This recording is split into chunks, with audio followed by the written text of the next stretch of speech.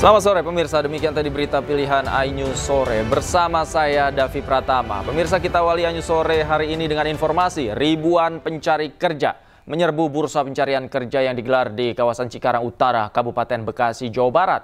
Membludaknya pencari kerja membuat sejumlah pencari kerja berdesak-desakan hingga pingsan.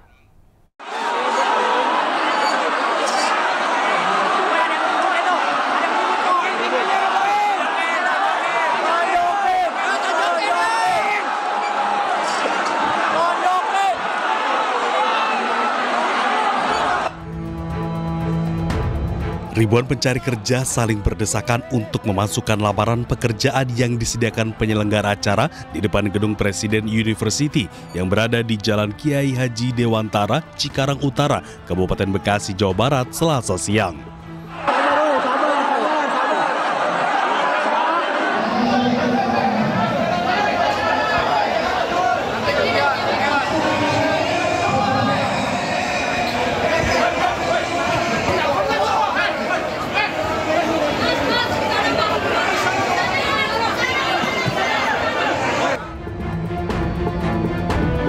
Minimnya pengamanan dari panitia membuat ribuan pencari kerja jatuh pingsan. Selain itu, beberapa pekerja sempat saling adu mulut dan nyaris terjadi kericuhan antar pencari kerja. Dari rumah dari jam 7. Ada antrean berapa jam? Apa? Antrean berapa jam? Antreannya bisa sampai sejam setengah. Jam-jam ya? Iya, berjam-jam. Desak-desakan juga? Apa? Desak-desakan? Iya, desak-desakan, dorong-dorongan. Sebanyak 64 perusahaan membuka lowongan kerja dengan merekrut 2.700 lebih tenaga kerja.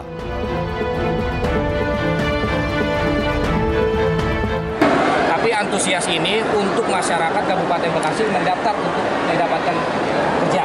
Ya, artinya di sini adalah beban moral juga bagi kami pemerintahan Kabupaten Bekasi yang memang di kloter pertama ini kita membuka 2.000 lebih, yang datang 25.000, artinya ke depan kita harus membuka kloter berikutnya juga untuk memasukkan masyarakat Kabupaten Bekasi kerja yang pastinya kapasitasnya harus lebih daripada 2.000. Meski demikian, ribuan pencari kerja yang memadati bursa pencarian kerja tetap bertahan di lokasi dan berharap ke depannya pemerintah Kabupaten Bekasi dapat menggelar kegiatan serupa dengan lebih baik lagi. Dari Kabupaten Bekasi, Jawa Barat, Didit Junaidi dan Agus Rois melaporkan. Kita ke informasi lain, pemirsa. Viral usai diduga menipu dengan menggunakan label halal pada produk mengandung babi. Rumah makan ayam goreng Widuran di Solo akhirnya ditutup sementara. Warga Muslim di Solo pun mengaku kecewa atas kasus tersebut.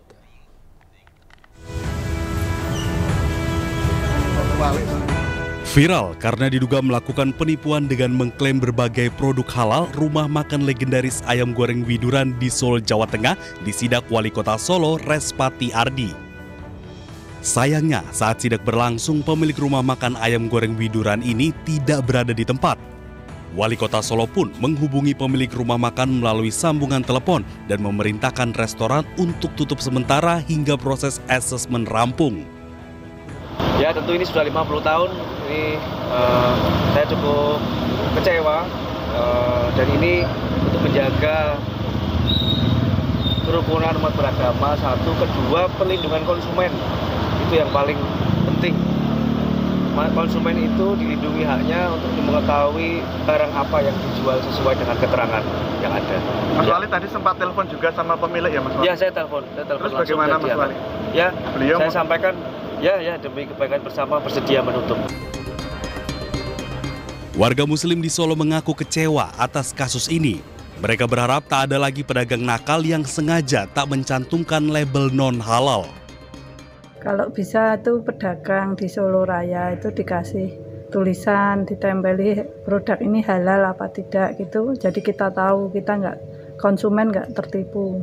Jadi sebaiknya para pedagang jika memang jualannya non halal, sebaiknya mencantumkan tulisan, spanduk atau poster bahwa yang dijualnya itu ada non halal atau mengandung lemak babi.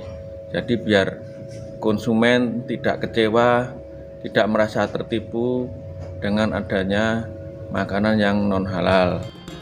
Sebelumnya, rumah makan yang berdiri sejak tahun 1973 ini viral karena diduga menggunakan bahan non-halal tanpa mencantumkan label secara eksplisit. Karyawan restoran pun menginformasi label non-halal baru dipasang beberapa hari terakhir setelah mendapatkan protes dari sejumlah pelanggan. Dari Solo, Jawa Tengah, Tim Liputan iNews melaporkan. Badan Penyelenggara Jaminan Produk Halal menyebut kasus warung makan ayam goreng Widura non-halal bukan lagi berada di lembaganya. BPJPH juga meminta kepada masyarakat yang merasa dirugikan bisa melakukan gugatan ke penegak hukum. Hubungan dengan kasus ini, ya, masyarakat yang merasa dirugikan bisa melakukan class action, dan apa yang dilakukan oleh pemilik daripada ayam goreng Widura Solo ini, ya sebenarnya kita apresiasi ketika dia mengumumkan penggunaan minyak babi. Tetapi pertanyaan berikutnya adalah kenapa baru sekarang, gitu lah? Kenapa baru sekarang? Dan ini ranahnya sudah bukan lagi ranah BPJPH, sudah ke kepolisian ini ya, sudah ke perlindungan konsumen dan masyarakat yang dirugikan ya, mungkin mengajukan class action, gitu ya. Mungkin diperdalam dulu apa yang bisa dilakukan.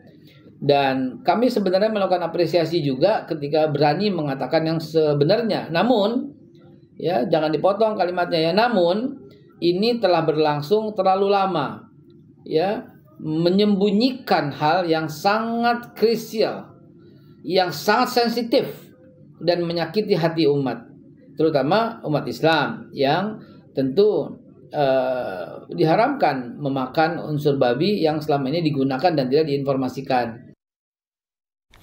MUI Kota Solo menganggap pemilik restoran Widuran menipu masyarakat karena menggunakan minyak babi di ayam goreng yang mereka jual. MUI meminta penjual terbuka jika memang produk yang dijual tidak halal agar tidak merugikan masyarakat.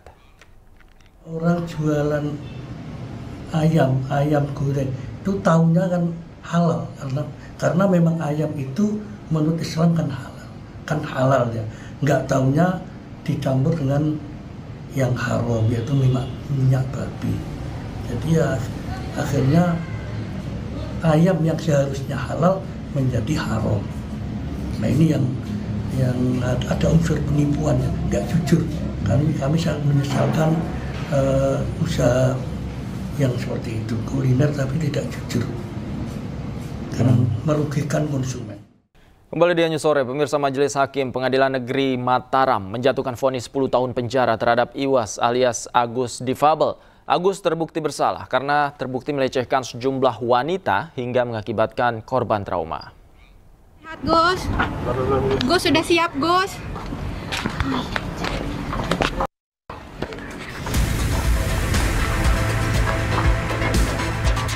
Terdakwa kasus pelecehan seksual Iwas alias Agus Difabel menjalani sidang putusan di Pengadilan Negeri Mataram, Nusa Tenggara Barat. Oleh Majelis Hakim, Agus divonis 10 tahun penjara karena terbukti melecehkan sejumlah mahasiswi di Mataram hingga mengakibatkan korban trauma. Vonis yang dijatuhkan terhadap Agus lebih rendah dari tuntutan jaksa penuntut umum, yaitu 12 tahun penjara. Menanggapi putusan tersebut, tim kuasa hukum Agus menyatakan berpikir terlebih dahulu untuk menempuh upaya banding. Yang intinya menyatakan terdakwa IWN Agus Pratama atau Iwas terbukti melakukan tindak pidana pencabulan lebih dari 1 kali, lebih dari 1 orang dengan hukuman primer, dan menjatuhkan pidana kepada terdakwa dengan pidana penjara selama 10 tahun dan denda 100 juta rupiah dengan ketentuan apabila tidak dibayar diganti dengan denda kurungan selama 3 bulan. Terkait dengan hak hukumnya, ya, terkait dengan pikir-pikir. Jadi ada tenggang waktu selama 7 hari secara hukum untuk melakukan upaya hukum banding. Ya, jadi Agus menyampaikan tadi pikir-pikir selama 7 hari ini. Tapi yang pasti tadi terdakwa menyampaikan kami akan mengajukan banding terhadap putusan Majelis Hakim. Kasus Agus Difabel, pria disabilitas yang terjerat kasus pemerkosaan mahasiswi di Nusa Tenggara Barat sebelumnya viral di media sosial pada akhir tahun 2024 yang lalu.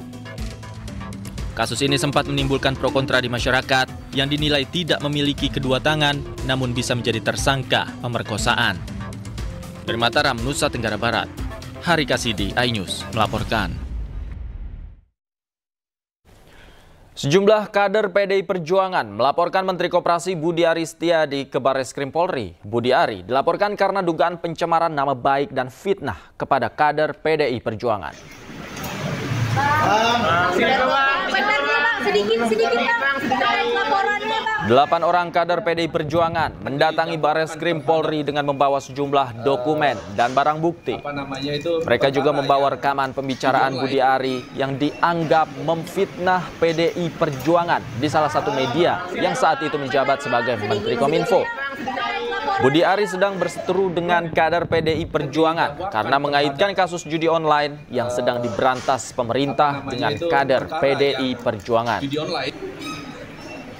Bukti-bukti yang bisa kami sampaikan adalah ada video yang utuh, ada rekaman yang utuh pembicaraan yang Budi Ari dengan salah satu dari media juga. Nah dari situ kami membuat laporan. Ya. Kami ini sebagai kader PDI Perjuangan ya merasa tersakiti atas pernyataan ya yang disampaikan oleh Budi Ari yang menuduh katanya PDI Perjuangan yang main ini semua dan Bapak Budi Gunawan. Nah ini kami PDI Perjuangan, kader PDI Perjuangan, kami merasa bahwa apa yang disampaikan itu adalah fitnah yang mungkin menurut teman-teman juga akan menjadi sesuatu hal yang menyakiti, gitu ya. Pemirsa, legislator PDI Perjuangan mencecar Menteri Koperasi Budi Ari Setiadi atas pernyataannya terkait Partai Mitra Judi Online di Senayan. Ia meminta Budi Ari tak memfitnah PDI Perjuangan jika sedang merasa panik. Tenang ya Pak ya. Tapi kalau tenang jangan fitnah sana sini Pak. Jangan fitnah partai kami Pak. Ini nggak bagus Pak.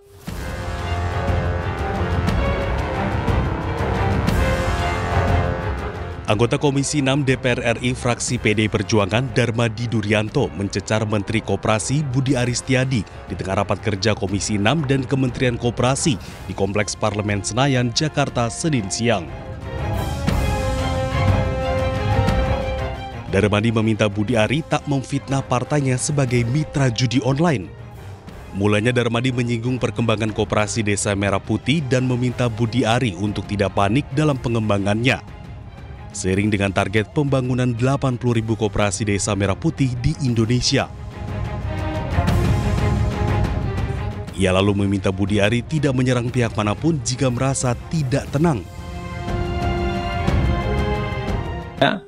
Nah, saya minta Bapak jangan panik mengejar 80.000 ini. Jangan panik.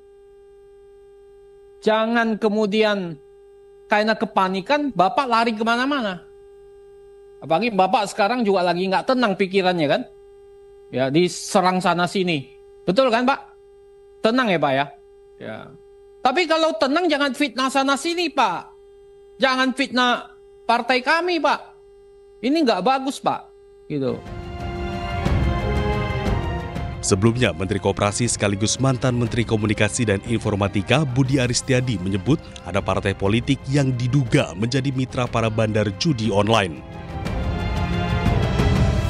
Hal tersebut disampaikan Budi saat membantah tudingan keterlibatannya dalam kasus suap terkait perlindungan situs-situs judi online saat menjabat sebagai Menteri Kominfo. Tim Liputan iNews melaporkan. Sebelumnya, mantan Menkominfo Budi Ari Setiadi disebut-sebut terima komisi 50% dalam praktek website judi online. Namanya muncul dalam dakwaan jaksa di sidang kasus judi online Kemenkom DJ. Gusti Allah boten sare. Nama Budi Ari Setiadi disebut-sebut dalam dakwaan jaksa penuntut umum di sidang kasus dugaan judi online di Pengadilan Negeri Jakarta Selatan Rabu 14 Mei 2025. Dalam dakwaan jaksa, Budi Ari diduga menerima sebesar 50% dari seluruh website judi online yang dijaga. Uang ini untuk memastikan agar laman ilegalnya tidak diblokir oleh Kemenkom DJ yang saat itu dipimpin oleh Budi Ari Setiadi. Tetapi sekali lagi bahwa penuntut umum dalam surat dakwaannya itu ya bahwa ada pihak-pihak yang disebut di situ, tentu itu didasarkan pada adanya fakta itu di dalam berkas perkara. Sebelumnya, Budiari pernah diperiksa Barreskrim Polri pada 19 Desember 2024 yang lalu. Budi diperiksa sebagai saksi dan meminta semua pihak untuk berhenti memfitnah bahwa ia bersalah. Bahkan, Budiari enggan merespon pertanyaan awak media dengan menyebut Tuhan tidak tidur dalam bahasa Jawa, yakni Gusti Allah boten sare. Nanti aja, enggak. Nanti ketenggelam. Gusti Allah boten sare, Tuhan tidak pernah tidur. Selesai. Sebelumnya polisi berhasil membongkar kasus judi online yang melibatkan 11 orang pegawai aktif Kementerian Komunikasi dan Digital. Sidang perkara Komdigi sendiri sudah digelar pada Rabu 14 Mei 2025 lalu dengan agenda pembacaan dakwaan atas 4 orang terdakwa. Hingga kini ada 3 orang yang masih buron dalam kasus ini. Tim Liputan iNews melaporkan. Pemirsa, satu unit mobil sedan mewah yang dikendarai oleh seorang pria menabrak sejumlah kendaraan yang berada di depannya. Kemudian peristiwa tabrakan beruntun yang terjadi di Jalan M. Yamin, Kecamatan Medan Timur, Sumatera Utara, Senin sore ini sedang diselidiki oleh polisi.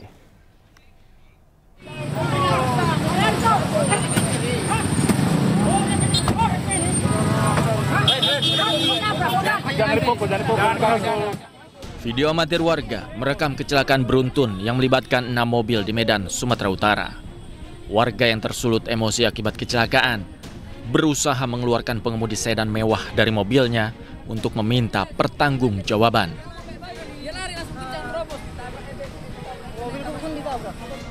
Kecelakaan berawal saat pengemudi mobil sedan mewah tersebut menabrak spion minibus. Saat diberhentikan, pengemudi berupaya kabur. Lalu pengendara mobil sedan juga menabrak minibus, betor, dan sepeda motor. Menyenggol banyak beberapa mobil, ada sekitar 5-6 mobil, ada juga becak, ada juga sepeda motor. Namun kita belum masih identifikasi ini, Pak.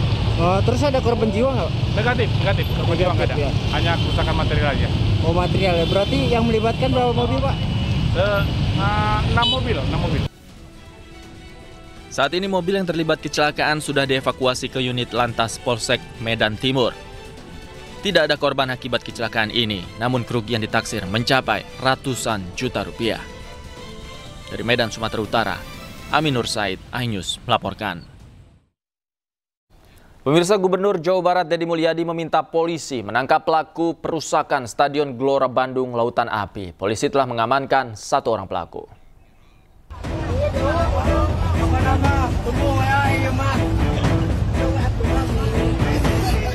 Gubernur Jawa Barat merespon beredarnya video bobotoh merusak Stadion Gelora Bandung Lautan Api pada laga antara Persib Bandung melawan Persis Solo Sabtu malam. Deddy Mulyadi menyayangkan tindakan para oknum bobotoh yang merusak stadion GBLA mulai dari mencabut rumput hingga menggunting jaring gawang. Deddy Mulyadi sudah berkoordinasi dengan Polrestabes Bandung untuk mencari para pelaku perusakan. Dan saat ini, 1 orang pelaku telah diamankan dan diperiksa oleh polisi. Merayakan kemenangan adalah ekspresi yang kita nantikan. Tetapi, saya tidak ada toleransi terhadap tindakan-tindakan yang mengarah pada kriminal, melakukan perusakan terhadap fasilitas stadion yang kita banggakan. Tunggu, aparat akan segera datang menjemput untuk dilakukan klarifikasi dan pemeriksaan. Apabila terbukti itu pidana, agar diproses. Apabila di bawah umur, maka barak militer adalah tempat untuk Anda semua dilakukan pembinaan sampai Anda menyadari bahwa tindakan Anda memang salah. Sebelumnya ribuan bobotoh tumpah ruah ke lapangan dalam pertandingan terakhir antara Persib Bandung melawan Persis Solo Sabtu malam. Dalam momen tersebut, banyak oknum bobotoh yang melakukan pengerusakan, seperti merusak lapangan dengan menggunting jaring gawang hingga merusak rumput lapangan. Dari Bandung, Jawa Barat, Ervan David, iNews melaporkan. Pemirsa, kuasa hukum Jan Hua bertemu dengan Wakil Wali Kota Surabaya, Jawa Timur. Pertemuan itu untuk membahas terkait pengembalian sejumlah barang bukti yang sempat ditahan oleh CV Sentosa Sil.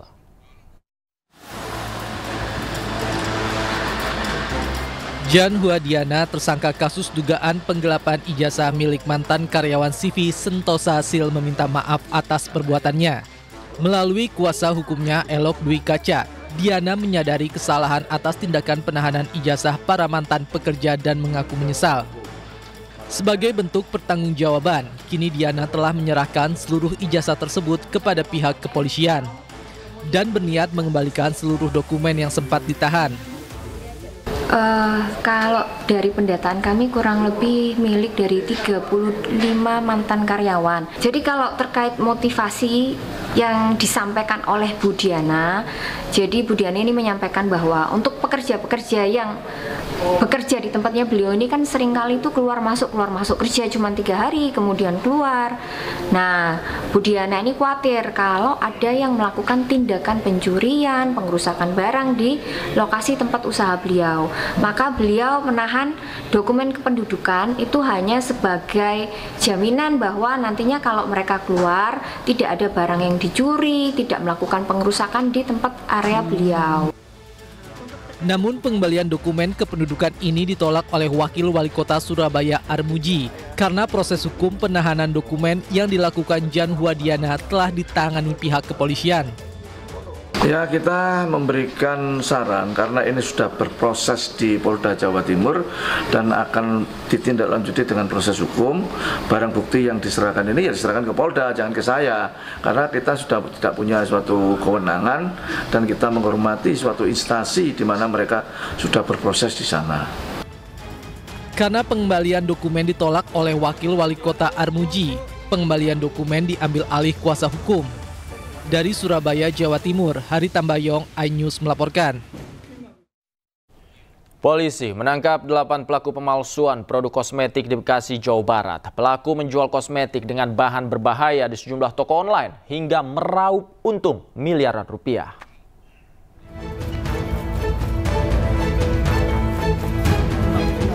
Polisi membongkar praktik penjualan kosmetik palsu di Kabupaten Bekasi, Jawa Barat.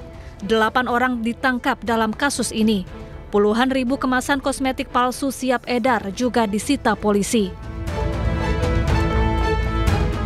Dalam aksinya, para pelaku memanfaatkan merek kosmetik terkemuka dan mengganti isinya dengan bahan tiruan.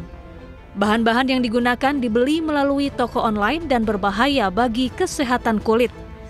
Selama 2 tahun beraksi, para pelaku bisa meraup omset hingga miliaran rupiah. Menjual online dengan nama toko pusat glowing store. Jadi dia memproduksi, kemudian juga memperjualbelikan lewat media yang tadi saya sampaikan di atas. Untuk mempertanggungjawabkan perbuatannya, pelaku dijerat pasal berlapis dengan ancaman hukuman maksimal 12 tahun penjara dan denda miliaran rupiah. Masyarakat juga diminta lebih berhati-hati saat membeli produk kosmetik dengan memeriksanya secara teliti.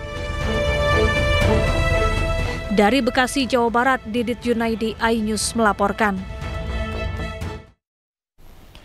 Pemirsa, manajemen PT Garuda Indonesia melaporkan Asosiasi Pilot Garuda Indonesia ke Polda Metro Jaya terkait rumor kebijakan direksi yang merekrut dan menempatkan sejumlah mantan karyawan Grup Lion Air.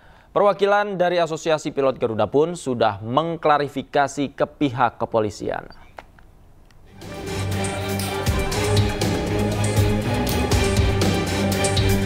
Serikat pekerja seperti Asosiasi Pilot Garuda, Serikat Karyawan Garuda Indonesia, dan Ikatan Awak Kabin Kru Garuda Indonesia dilaporkan pihak manajemen ke Polda Metro Jaya.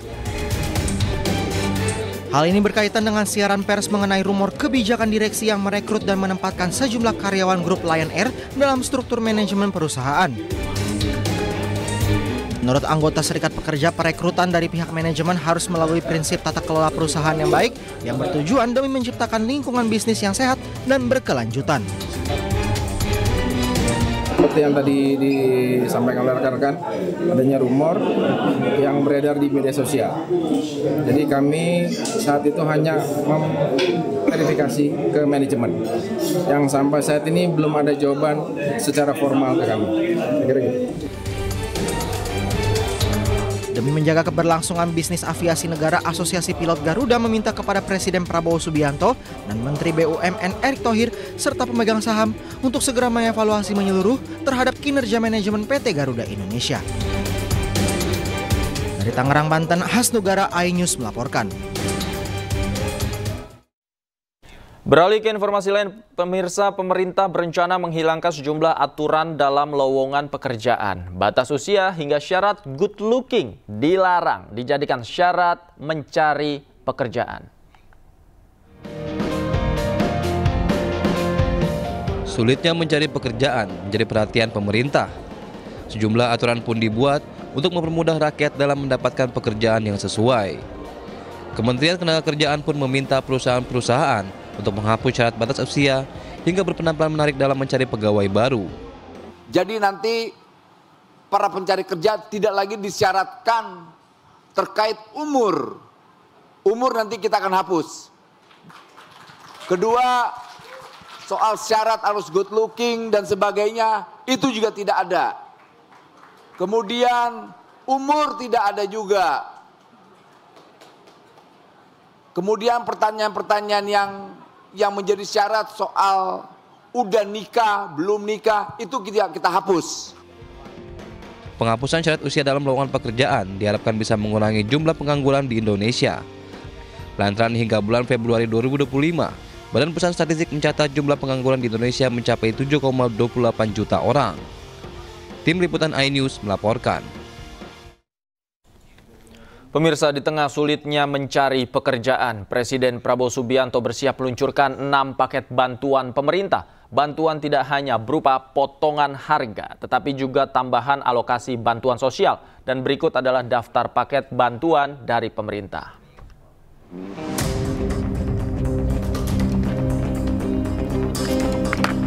Pertama, ada diskon transportasi untuk angkutan laut, kereta api, dan pesawat. Rencananya diskon akan diterapkan selama bulan Juni hingga Juli 2025.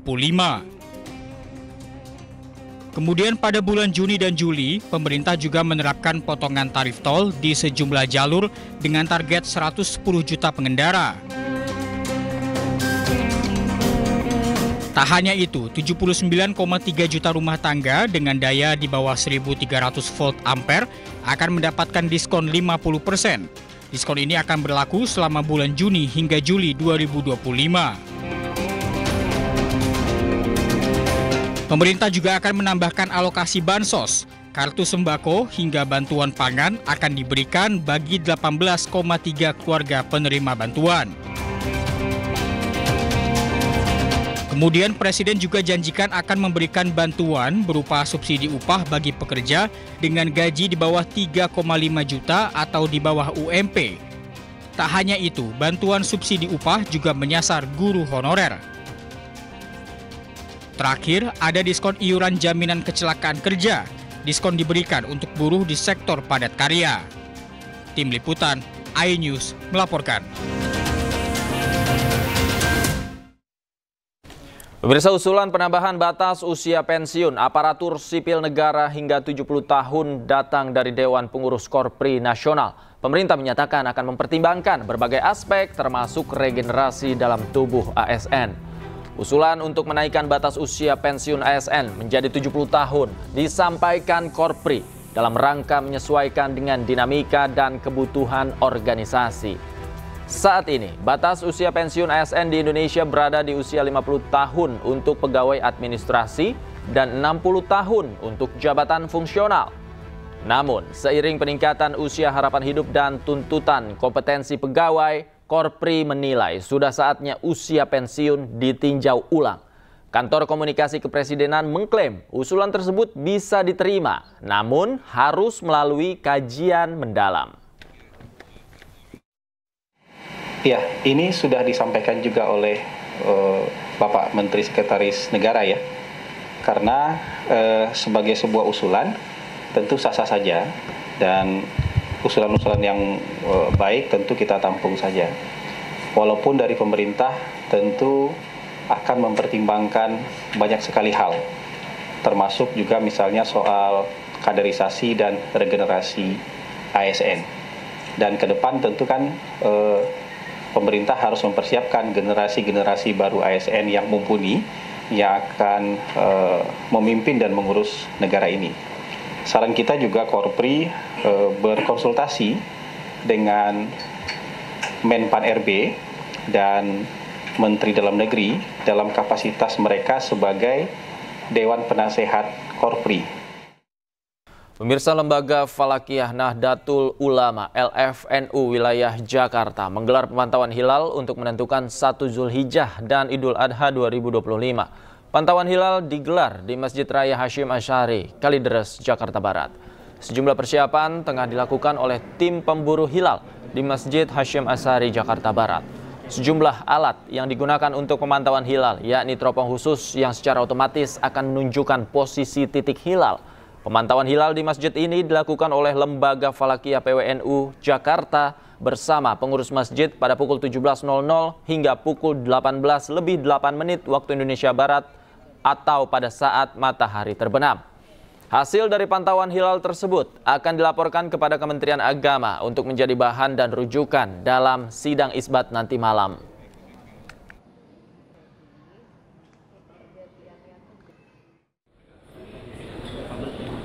Sementara itu, sidang isbat penentuan 1 Zulhijjah dan Idul Adha digelar di Kementerian Agama Jakarta Pusat malam ini. Menteri Agama Nasaruddin Umar akan memimpin jalannya sidang isbat. Menteri Agama Nasaruddin Umar tiba di Kementerian Agama untuk menghadiri sidang isbat yang akan digelar malam ini. Pengumuman sidang isbat sendiri akan digelar sekitar pukul 19.00 malam ini.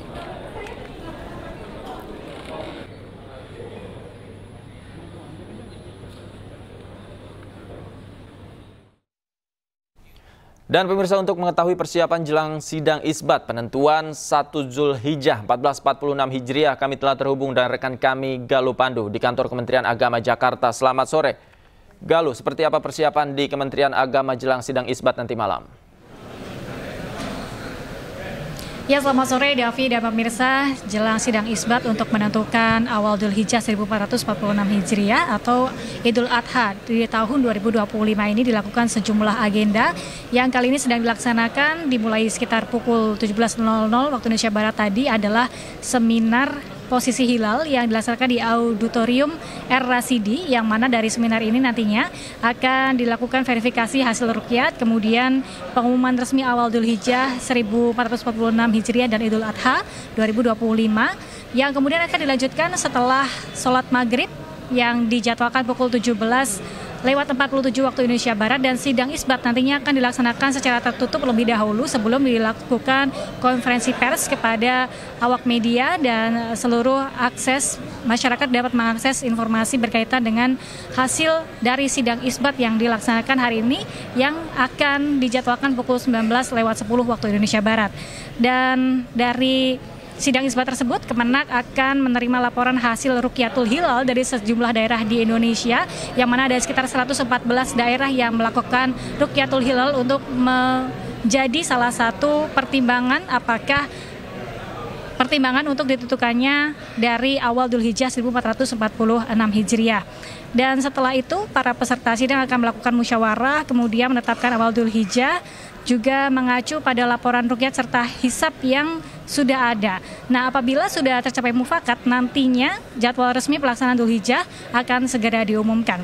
Dan sementara itu, dari 144 daerah di Indonesia yang hari ini melaksanakan Ruqyatul Hilal nanti akan dikumpulkan bersama, dan kami melihat di sini situasinya juga di Jakarta cukup cerah sehingga diharapkan nantinya dapat bisa mengamati dengan sesama hasil dari Ruqyatul Hilal, yang mana ditentukan bahwa hilal atau bulan sabit muda ini berada pada di atas garis ufuk, yaitu sekitar 0,7 derajat sampai 3,2 derajat, yang artinya hilal sudah mungkin terlihat walaupun sangat tipis ataupun rendah. Sementara itu berkaitan dengan sudut elongasi, ini ada di kisaran 5,8 hingga 7,1 derajat yang juga menjadi salah satu pertimbangan untuk menentukan awal Dzulhijjah 1446 Hijriah. Kami tadi melihat ada Menteri Agama Nasaruddin Umar, kemudian Wakil Menteri Agama yaitu Dr. Romo HR Muhammad Syafi'i serta Dirjen Bimas Abu Rohmat yang sudah hadir dalam seminar posisi hilal yang sekarang sedang berlangsung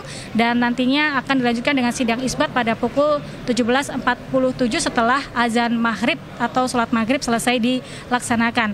Dan kami masih akan terus menginformasikan informasi terbaru kepada Anda, Davi dan pemirsa, setelah hasil seminar posisi hilal dan juga mungkin setelah sidang isbat yang dilaksanakan usai sholat maghrib. Kembali ke Anda. Baik, terima kasih Galuh Pandu melaporkan langsung dari kantor Kementerian Agama Republik Indonesia, Jakarta. Selamat bertugas kembali, Galuh. Pemirsa, kantor Kementerian Agama Provinsi Sulawesi Selatan melakukan pemantauan hilal 1 Zulhijjah 1446 Hijriah untuk menentukan Hari Raya Idul Adha. Nantinya hasil pemantauan akan diteruskan ke Kementerian Agama untuk selanjutnya dilakukan sidang isbat. Di Provinsi Sulawesi Selatan, lokasi pemantauan Ru'yatul Hilal digelar di apartemen kawasan Center Point of Indonesia oleh kantor wilayah Kementerian Agama Provinsi Sulawesi Selatan. Berdasarkan hasil perhitungan tim hisab ru'yat Kementerian Agama, posisi hilal pada saat matahari terbenam di seluruh wilayah Indonesia sudah berada di atas ufuk. Di Provinsi Sulawesi Selatan, Kanwil Kementerian Agama bersama Balai Besar Meteorologi, Klimatologi, dan Geofisika memantau dengan menggunakan alat teropong.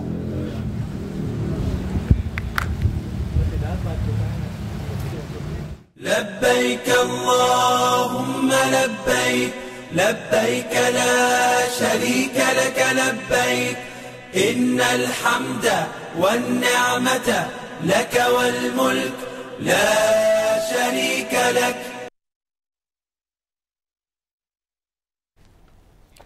Pemirsa, musim haji 2025 kembali membawa jutaan umat Islam dari berbagai penjuru dunia menuju Tanah Suci. Sejak pertengahan Mei 2025, kepadatan di Masjidil Haram Makkah mulai terasa, terutama dengan kedatangan gelombang pertama jemaah haji Indonesia dari Madinah.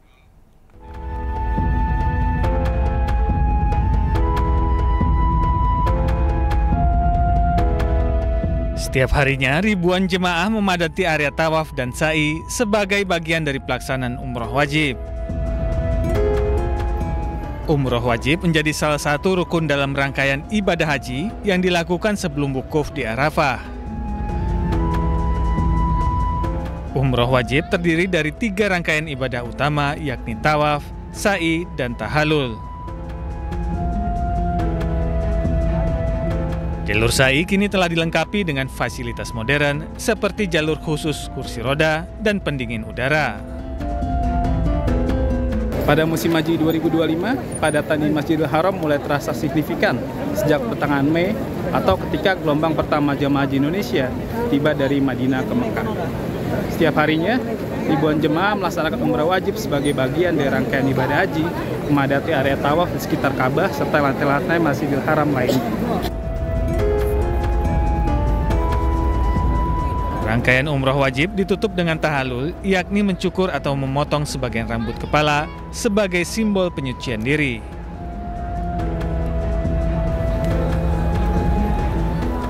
Dari Makkah, Arab Saudi, Ramdhani, iNews melaporkan.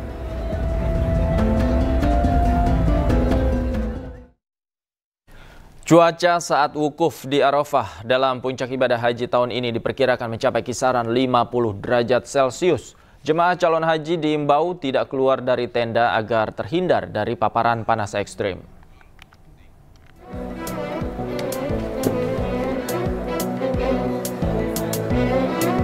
Cuaca di Arafah diperkirakan mencapai 50 derajat Celcius saat puncak haji.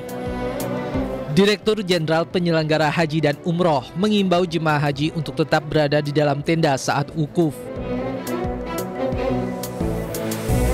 Menyikapi kondisi ini, Direktur Jenderal Penyelenggara Haji dan Umroh Hilman Latif mengimbau para jemaah calon haji Indonesia untuk tidak keluar dari tenda kecuali untuk keperluan yang sangat mendesak. Hal ini dilakukan untuk menjaga keselamatan dan kesehatan jemaah, terutama yang lanjut usia dan rentan terhadap paparan panas ekstrim.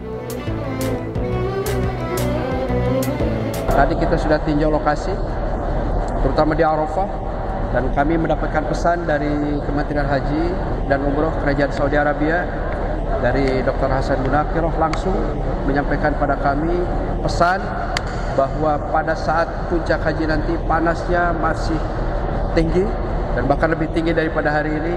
Karena itu ada beberapa aturan baru yang nanti juga akan disampaikan lebih detail. Tapi di Arafah yang pertama dijaga jamaah tidak keluar tenda tanpa ada kebutuhan yang khusus, gitu ya. Karena memang kita harapkan jamaah bisa terhindar dari heat stroke, ya, serangan panas, yaitu berbahaya. Selama wukuf di Arafah, jemaah haji diberikan berbagai fasilitas untuk menjaga kenyamanan jemaah dan diimbau agar jemaah berdiam diri di tenda sambil berdoa, berzikir, atau membaca Al-Quran. Selain itu, para jemaah calon haji juga harus mempersiapkan kesabaran dan kondisi fisik, terutama bagi lansia dan penyandang disabilitas. Dari Mekah, Arab Saudi, Ramdhani, iNews melaporkan.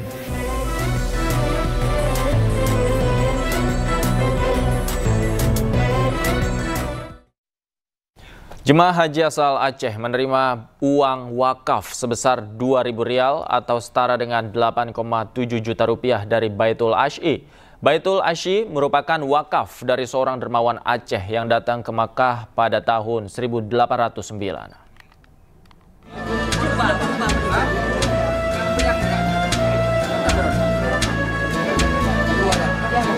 Rasa syukur terpancar dari wajah para jamaah haji asal Aceh yang menerima uang wakaf sebesar Rp2.000 dari Baitul Ash'i.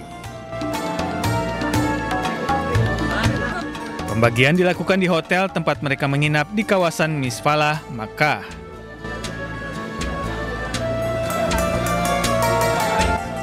Tahun ini embarkasi Aceh mengirimkan 4.738 jemaah haji reguler dan seluruhnya berhak mendapatkan bantuan uang wakaf.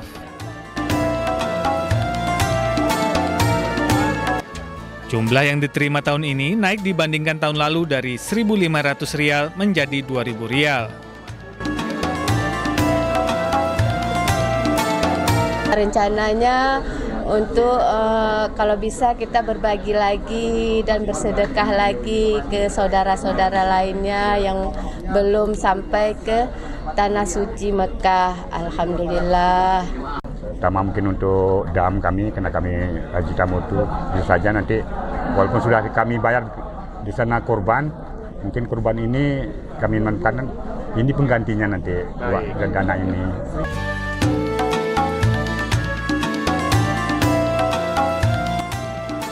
Baitul Ash'i merupakan wakaf dari Habib Buga Al-Ash'i, seorang dermawan Aceh yang datang ke Makkah pada tahun 1809. Ia mewakafkan rumah untuk menampung orang Aceh yang berhaji.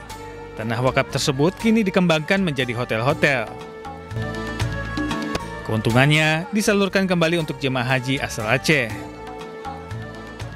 Dari Makkah, Arab Saudi, Gigi Irfan, iNews melaporkan. 78 379. Dan pemirsa, untuk mengetahui informasi terkini kami sudah terhubung dengan jurnalis iNews Ramdhani Bur di Jeddah, Arab Saudi. Assalamualaikum. Selamat sore waktu Jakarta, Ramdhani. Seperti apa situasi saat ini di sana? Waalaikumsalam, Mas Davi. Alhamdulillah sehat, Mas. Mana persiapan fasilitas untuk jemaah haji Indonesia di sana?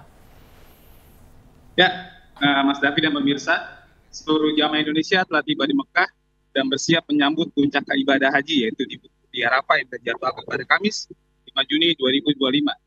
Pimpinan jemaah dari Madinah ke Mekah telah selesai pada Minggu 25 Mei dengan keberangkatan 3.267 jamaah terakhir. Nantinya, para jamaah yang sudah berada di Mekah saat ini akan menggelar persiapan jelang wukuf. Pemerintah Indonesia melalui panitia penyelenggara ibadah haji tengah mempersiapkan mekanisme detail pemberangkatan 203.320 jamaah haji Indonesia ke Arafah.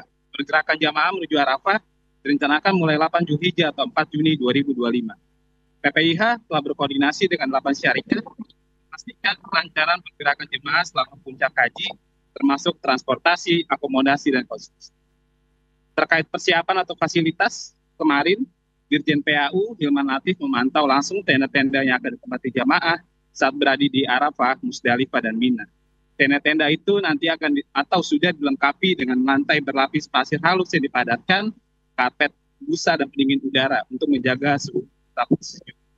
Penambahan jumlah toilet portable dengan rasio yang lebih baik untuk mengurangi antrian juga sudah tersedia. Tersedia juga pos kesehatan utama dengan sekitar 30 tempat tidur, perawatan dan fasilitas pemulihan untuk kasus heat stroke, serta 6 pos kesehatan satelit yang tersebar di dekat tenda-tenda jamaah. Demikian, Mas Dan. Baik, Ramdhani, bagaimana kondisi cuaca saat ini di sana dan prediksi cuaca pada saat wukuf nanti? Kondisi cuaca di Kota Mekah saat ini bisa mencapai di angka 40 derajat, dan nanti di Arafah pada puncak haji diperkirakan jatuh pada 5 Juni. Cuaca diprediksi akan sangat panas, yang mana bisa mencapai 48 hingga 51 derajat Celcius. Mengingat kondisi cuaca yang ekstrim, Kementerian Agama atau dalam ini Kemenak mengimbau jamaah tetap berada di dalam tenda selama wukuf untuk mengurangi risiko terkena heat stroke, menjaga hidrasi atau minum air secara teratur untuk mencegah dehidrasi, menggunakan pelindung diri seperti mengenakan topi, payung, dan semprotan air untuk melindungi dari panas. Selain itu juga jamaah diimbau untuk mengatur aktivitas fisik seperti mengurangi aktivitas yang tidak perlu dan istirahat yang cukup. Demikian, Mas.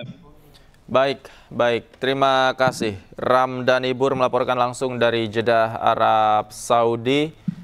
Terima kasih Ramdhani, selamat bertugas kembali. Wassalamualaikum. لبيك اللهم لبيك لبيك لا شريك لك لبيك إن الحمد والنعمة لك والملك لا شريك لك.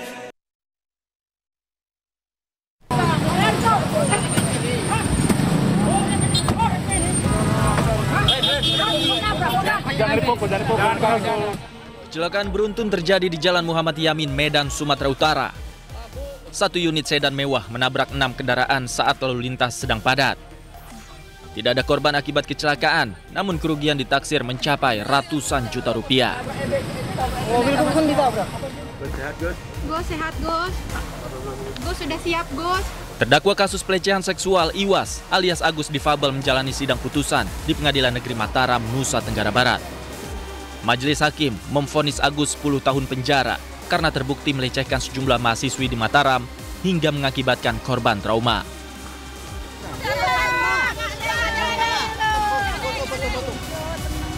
Seorang emak-emak di Kabupaten Pasuruan, Jawa Timur diduga terkena peluru nyasar.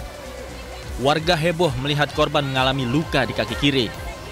Usai kejadian, korban dievakuasi ke rumah sakit, sementara polisi masih menyelidiki kasus ini.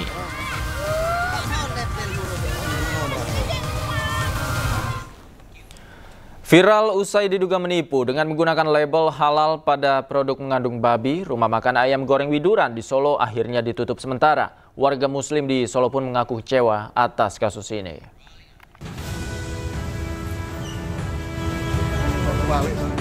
Viral karena diduga melakukan penipuan dengan mengklaim berbagai produk halal, rumah makan legendaris ayam goreng Widuran di Solo, Jawa Tengah disidak Wali Kota Solo, Respati Ardi. Sayangnya, saat sidak berlangsung, pemilik rumah makan ayam goreng Widuran ini tidak berada di tempat. Wali Kota Solo pun menghubungi pemilik rumah makan melalui sambungan telepon dan memerintahkan restoran untuk tutup sementara hingga proses asesmen rampung.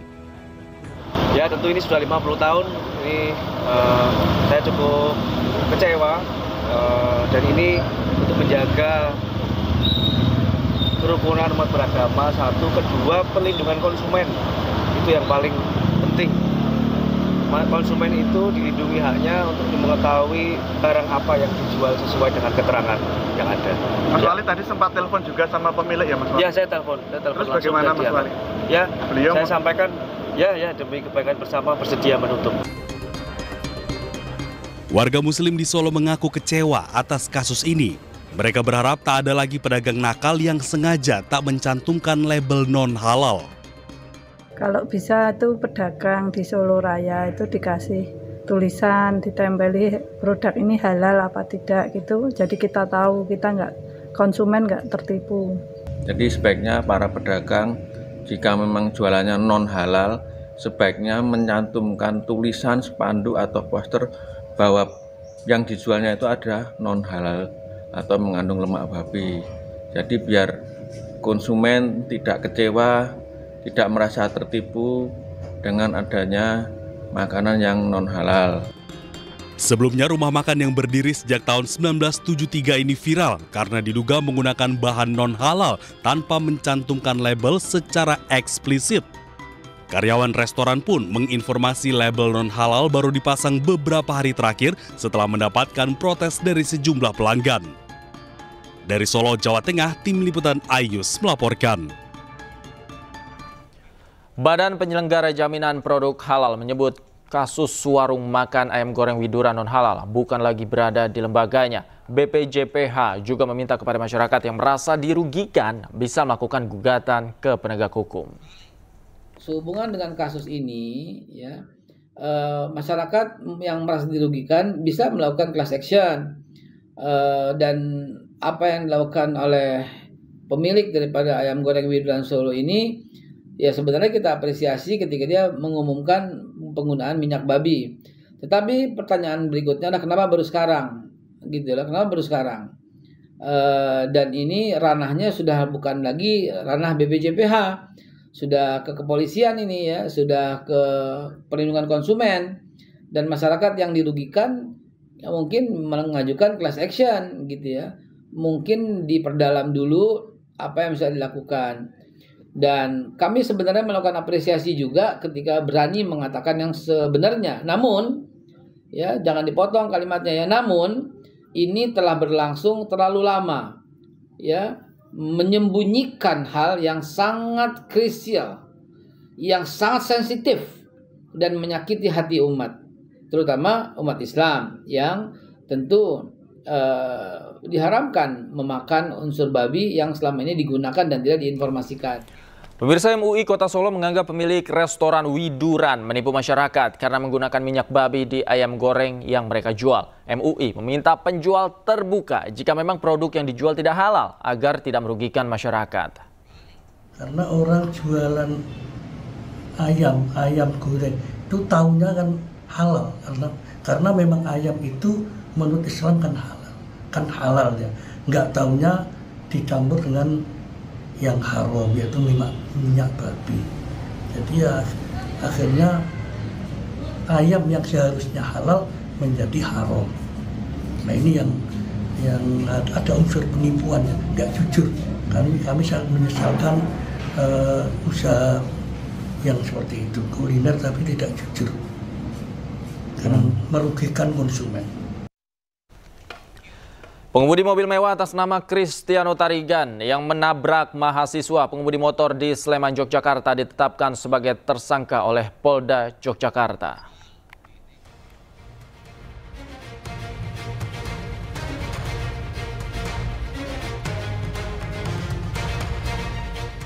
Kasus kecelakaan maut antara pengendara mobil mewah dengan sepeda motor di Jalan Palagan Tentara Pelajar Desa Sariharjo, Kecamatan Ngaglik, Kabupaten Sleman, Yogyakarta memasuki babak baru. Usai kejadian, petugas Ditlantas Polda DIY bersama dengan Satlantas Polresta Sleman melakukan olah tempat kejadian perkara di lokasi kejadian. Dalam olah TKP yang berlangsung sekitar 45 menit, polisi juga sempat menutup ruas jalan untuk memperlancar olah TKP. Usai olah TKP serta memeriksa sejumlah saksi, pengemudi mobil mewah atas nama Cristiano Tarigan ditetapkan sebagai tersangka. Terkait kasus tersebut dan sudah menaikkan status dari penyelidikan ke penyidikan. Dilanjutkan dengan penetapan tersangka. Adapun tersangka yang ditetapkan adalah pengemudi dari mobil BMW dengan inisial CPP. Sebelumnya, seorang mahasiswa Universitas Gadjah Mada meninggal setelah ditabrak mobil mewah di Sleman, Yogyakarta. Korban ditabrak saat sedang mengendarai sepeda motornya. Kecelakaan terjadi saat korban Argo Ariko Akhvandi yang mengendarai motornya akan memutar balik. Di saat yang bersamaan, di belakang korban melaju mobil yang dikemudikan Cristiano Tarigan dan menabrak korban. Akibat luka parah yang dideritanya, korban meninggal dunia di lokasi kejadian. Dari Sleman, Yogyakarta, Heru Trijoko, iNews melaporkan. Pemirsa, ribuan pencari kerja menyerbu bursa pencarian kerja yang digelar di kawasan Cikarang Utara, Kabupaten Bekasi, Jawa Barat. Membludaknya pencari kerja membuat sejumlah pelamar kerja berdesak-desakan hingga pingsan.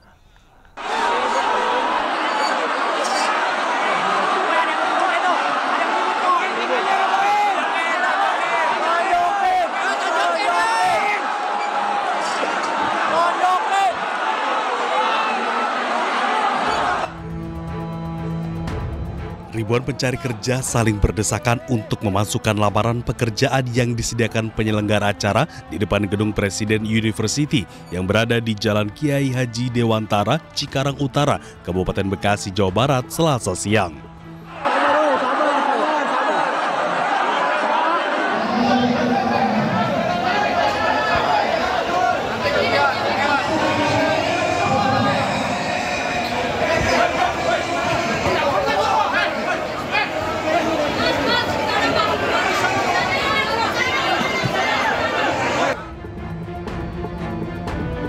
Minimnya pengamanan dari panitia membuat ribuan pencari kerja jatuh pingsan. Selain itu, beberapa pekerja sempat saling adu mulut dan nyaris terjadi kericuhan antar pencari kerja.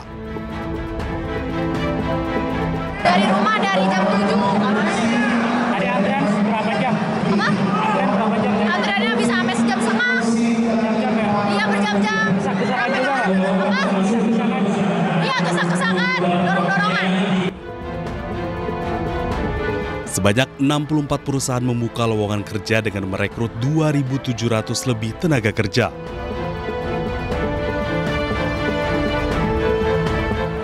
Tapi antusias ini untuk masyarakat Kabupaten Bekasi mendaftar untuk mendapatkan kerja. Ya, artinya di sini adalah beban moral juga bagi kami pemerintahan Kabupaten Bekasi yang memang di kloter pertama ini kita membuka 2.000 lebih, yang datang 25.000, artinya ke depan kita harus membuka kloter berikutnya juga untuk memasukkan masyarakat Kabupaten Bekasi kerja yang pastinya kapasitasnya harus lebih daripada 2.000. Meski demikian, ribuan pencari kerja yang memadati bursa pencarian kerja tetap bertahan di lokasi dan berharap ke depannya pemerintah Kabupaten Bekasi dapat menggelar kegiatan serupa dengan lebih baik lagi. Dari Kabupaten Bekasi, Jawa Barat, Didit Junaidi dan Agus Rois melaporkan. Majelis Hakim Pengadilan Negeri Mataram menjatuhkan vonis 10 tahun penjara terhadap Iwas alias Agus difabel. Agus terbukti bersalah karena melecehkan sejumlah wanita hingga mengakibatkan korban trauma. Sehat, Gus. Gus sudah siap, Gus.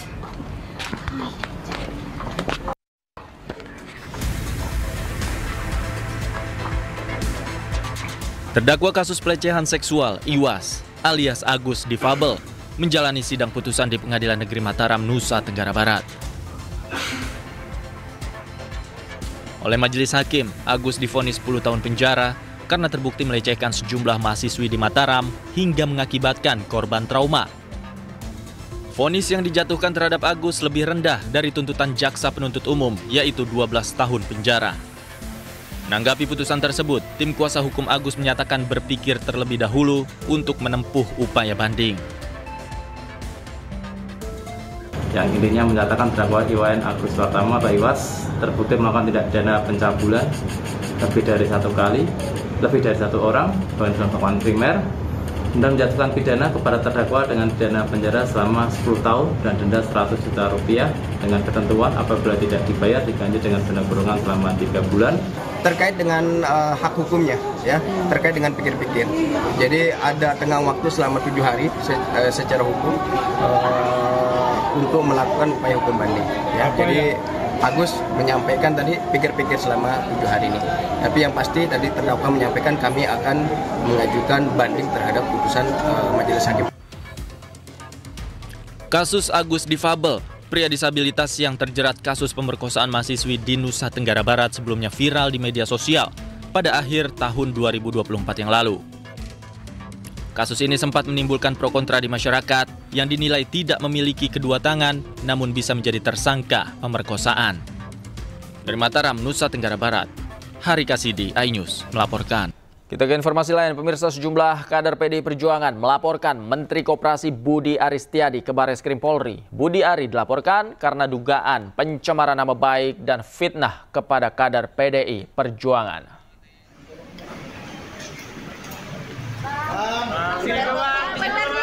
Delapan orang kader PDI Perjuangan mendatangi Bareskrim Polri dengan membawa sejumlah dokumen dan barang bukti.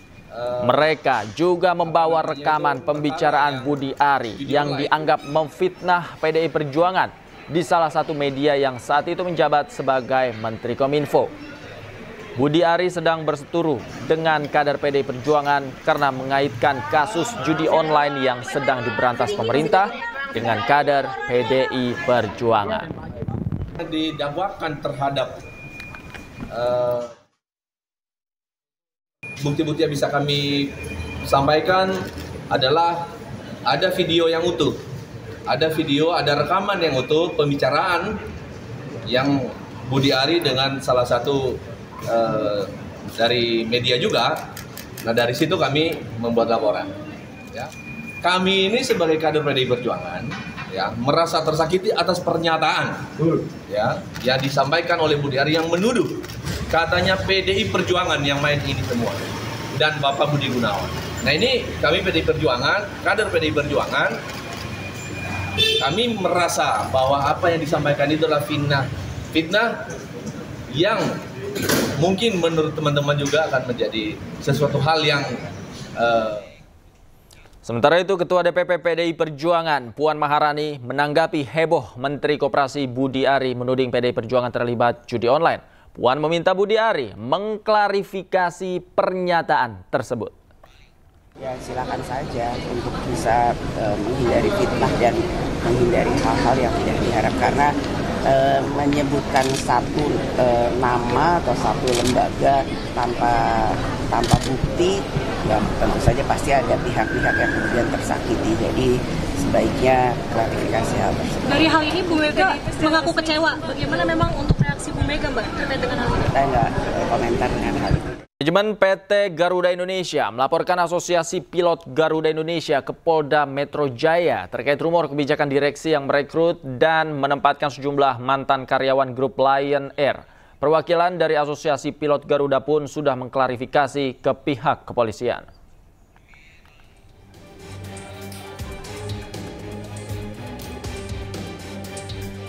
Serikat pekerja seperti Asosiasi Pilot Garuda, Serikat Karyawan Garuda Indonesia, dan Ikatan Awak Kabin Kru Garuda Indonesia dilaporkan pihak manajemen ke Polda Metro Jaya.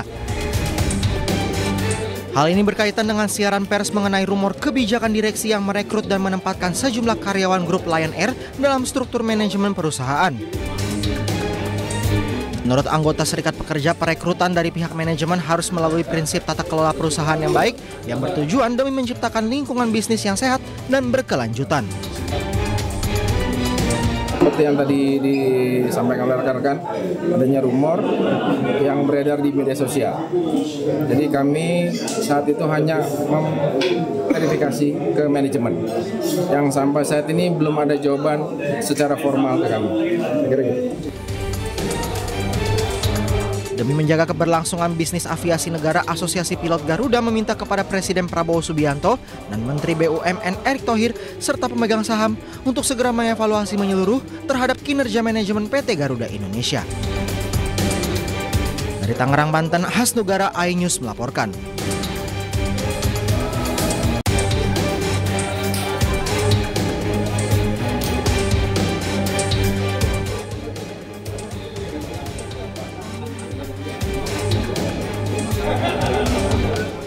Kepolisian Resort Kota Besar Bandung mengamankan 2 terduga pelaku pengerusakan fasilitas Stadion Gelora Bandung Lautan Api saat pesta perayaan kemenangan Persib Bandung. Kedua tersangka ditangkap jajaran Kepolisian Resort Kota Bandung di kawasan Riung Bandung.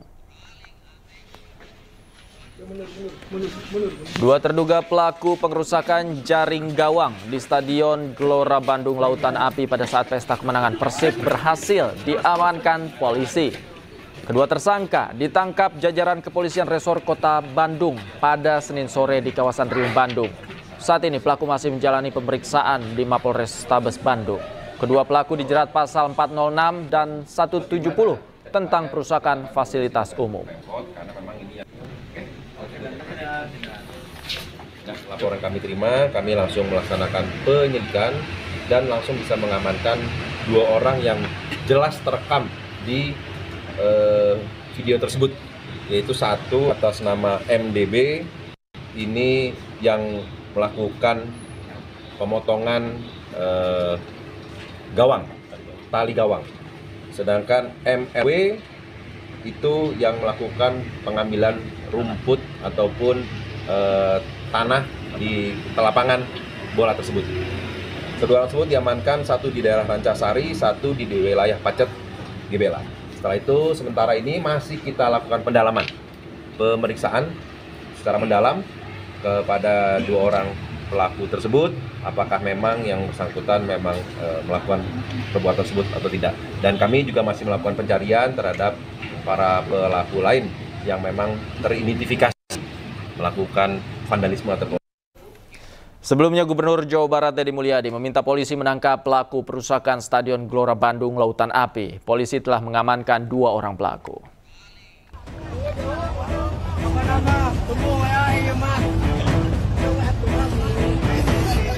Gubernur Jawa Barat merespon beredarnya video bobotoh merusak Stadion Gelora Bandung Lautan Api pada laga antara Persib Bandung melawan Persis Solo Sabtu malam. Deddy Mulyadi menyayangkan tindakan para oknum bobotoh yang merusak stadion GBLA, mulai dari mencabut rumput hingga menggunting jaring gawang. Deddy Mulyadi sudah berkoordinasi dengan Polrestabes Bandung untuk mencari para pelaku perusakan. Dan saat ini, 1 orang pelaku telah diamankan dan diperiksa oleh polisi. Merayakan kemenangan adalah ekspresi yang kita nantikan. Tetapi, saya tidak ada toleransi terhadap tindakan-tindakan yang mengarah pada kriminal, melakukan perusakan terhadap fasilitas stadion yang kita banggakan. Tunggu, aparat akan segera datang menjemput untuk dilakukan klarifikasi dan pemeriksaan. Apabila terbukti itu pidana, agar diproses. Apabila di bawah umur, maka barak militer adalah tempat untuk Anda semua dilakukan pembinaan sampai Anda menyadari bahwa tindakan Anda memang salah. Sebelumnya ribuan bobotoh tumpah ruah ke lapangan dalam pertandingan terakhir antara Persib Bandung melawan Persis Solo Sabtu malam. Dalam momen tersebut, banyak oknum bobotoh yang melakukan pengerusakan, seperti merusak lapangan dengan menggunting jaring gawang hingga merusak rumput lapangan. Dari Bandung, Jawa Barat, Ervan David, iNews melaporkan. Pemirsa, warga Sumbawa Barat tuntut pemekaran Provinsi Pulau Sumbawa. Aksi ini pun berujung ricuh karena masa menutup akses menuju Pelabuhan Pototano, Sumbawa Barat.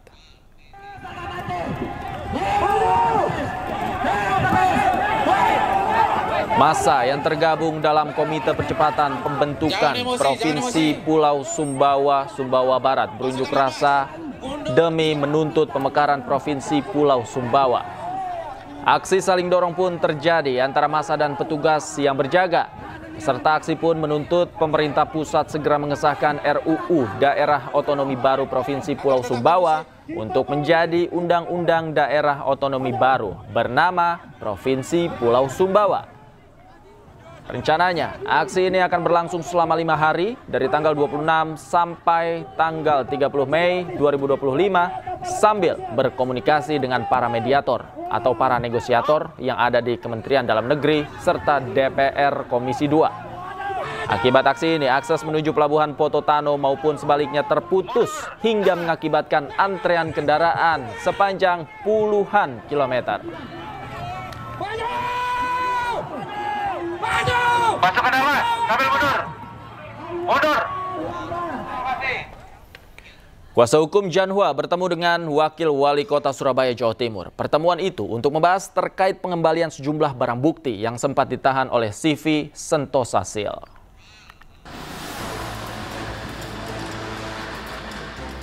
Jan Huadiana, tersangka kasus dugaan penggelapan ijazah milik mantan karyawan CV Sentosa Sil, meminta maaf atas perbuatannya.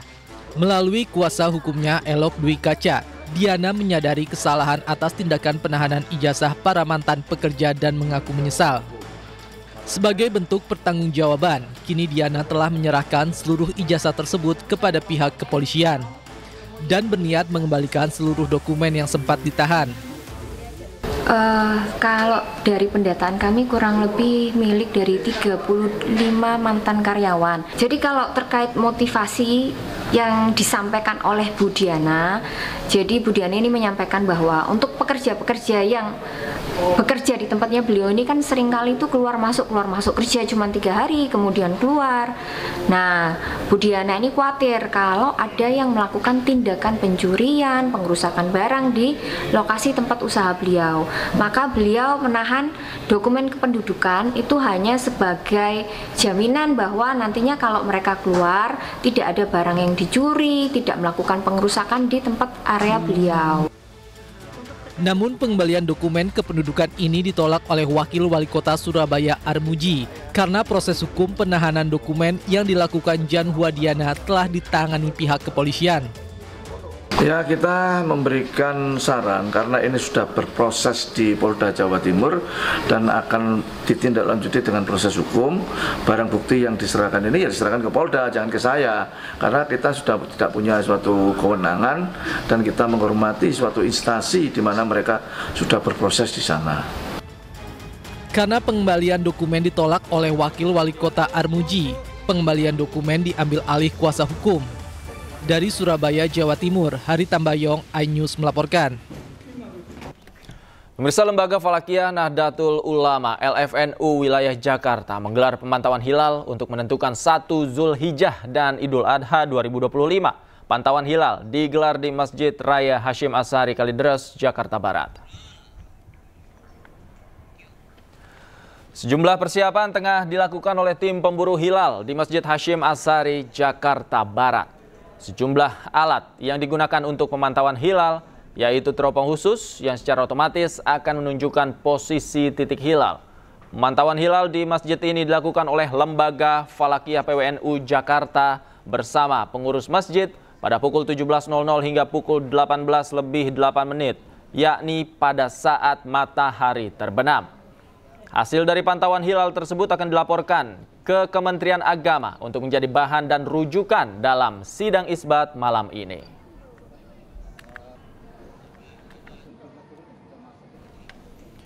Sementara itu, pemirsa, sidang isbat penentuan 1 Zulhijjah dan Idul Adha 2025 digelar di Kementerian Agama Jakarta Pusat malam ini. Menteri Agama Nasaruddin Umar akan memimpin langsung jalannya sidang isbat. Menteri Agama Nasaruddin Umar tiba di Kementerian Agama untuk menghadiri sidang isbat yang akan digelar pada malam ini. Pengumuman sidang isbat sendiri akan digelar sekitar pukul 19.00 malam ini.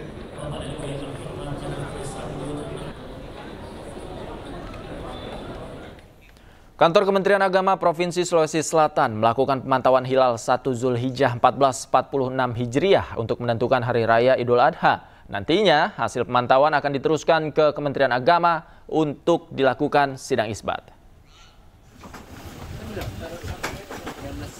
Di Provinsi Sulawesi Selatan, lokasi pemantauan Ru'yatul Hilal digelar di apartemen kawasan Center Point of Indonesia oleh kantor wilayah Kementerian Agama Provinsi Sulawesi Selatan. Berdasarkan hasil perhitungan tim hisap Ru'yat Kementerian Agama, posisi hilal pada saat matahari terbenam di seluruh wilayah Indonesia sudah berada di atas ufuk. Di Provinsi Sulawesi Selatan, Kanwil Kementerian Agama bersama Balai Besar Meteorologi, Klimatologi, dan Geofisika memantau dengan menggunakan alat teropong. Presiden Prabowo Subianto hadiri konferensi tingkat tinggi ke-46 ASEAN di Kuala Lumpur, Malaysia. Selama di Malaysia, Presiden tak hanya membahas kerjasama dengan Malaysia, tetapi juga dengan negara-negara lain di ASEAN.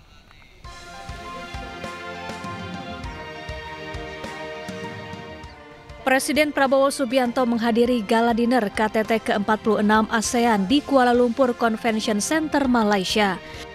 Kedatangan Presiden Prabowo disambut Perdana Menteri Malaysia Anwar Ibrahim dan istrinya. Gala dinner digelar untuk mempererat hubungan antar pemimpin kawasan dalam suasana informal dan penuh keakraban.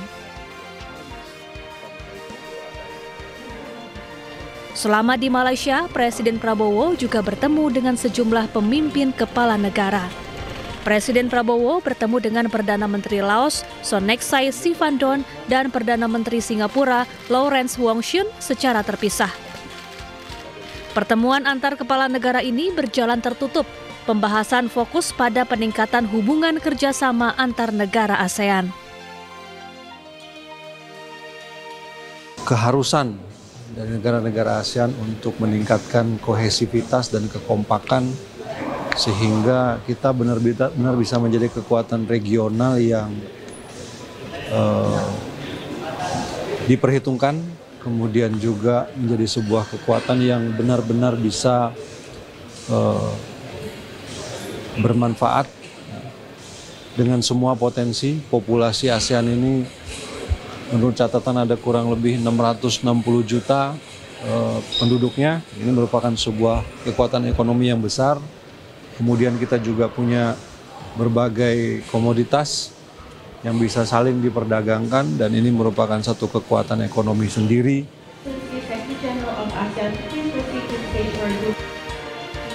KTT ke-46 ASEAN tahun ini mengusung tema Inclusivity and Sustainability.